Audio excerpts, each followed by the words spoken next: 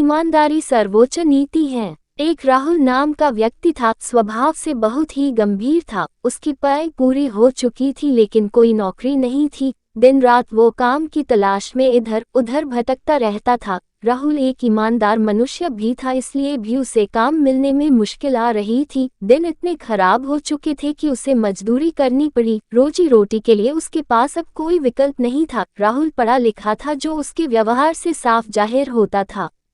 एक दिन एक सेठ के घर राहुल मजदूरी कर रहा था। सेठ का ध्यान राहुल के ऊपर ही था। सेठ को समझ आ रहा था कि राहुल एक पढ़ा लिखा समझदार लड़का है, लेकिन परिस्थितिवश उसे ऐसे मजदूरी के काम करना पड़ रहा है। सेठ को अपने एक विशेष काम के लिए एक ईमानदार व्यक्ति की जरूरत थी। उसने राहुल की परीक्षा लेने की सोची।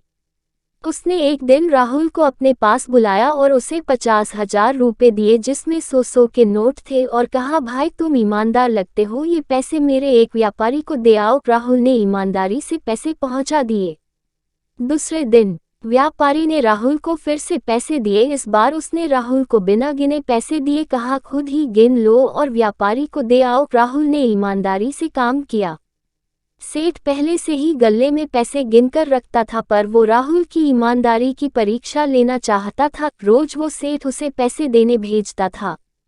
राहुल की माली हालत तो बहुत ही खराब थी। एक दिन उसकी नीयत डोल गई और उसने 100 रुपए चुरा लिए, जिसका पता सेठ को लग गया, पर सेठ ने कुछ नहीं कहा। फिर से राहुल को रुपए देने भेजा। सेठ के कुछ न कहने पर राहुल की हिम्मत बढ़ गई। उसने रोजाना चोरी शुरू कर दिया।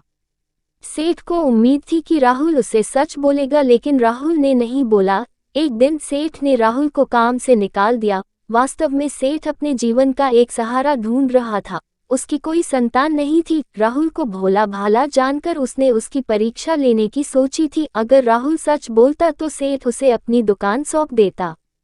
जब राहुल को इस बात का पता चला है तो उसे बहुत दुख हुआ और उसके स्वीकारा कि कैसी भी परिस्थिति हो, ईमानदारी ही सर्वोच्च नीति होती है। दोस्तों, कैसा भी मुकाम आए, व्यक्ति को ईमानदारी का साथ नहीं छोड़ना चाहिए। ईमानदारी जीवन की वो कमाई है जो मुश्किल है लेकिन कभी गलत अंत नहीं देती। दोस्तों, आपको कहानी जरा सा भी अच्छा लगा हो तो वीडियो को लाइक, शेयर और सब्सक्राइब जरूर करें।